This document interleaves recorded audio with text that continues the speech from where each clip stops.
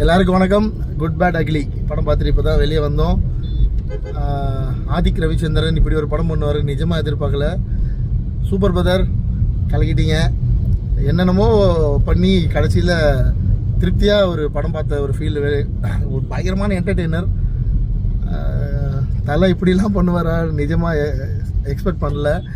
மங்காத்தாக்கு அப்புறம் ஒரு படம் ஃபேன்ஸ் எல்லாம் எழுந்து என்ஜாய் பண்ணிட்டு கிளைமேக்ஸில் வெளியே வரப்போ கத்திட்டே வெளியே வந்தது இப்போ தான் பார்க்குறேன். ஸோ ரொம்ப சந்தோஷம். நான் ரீசெண்டாக எந்த தலைப்படத்துக்கும் வீடியோ போடல.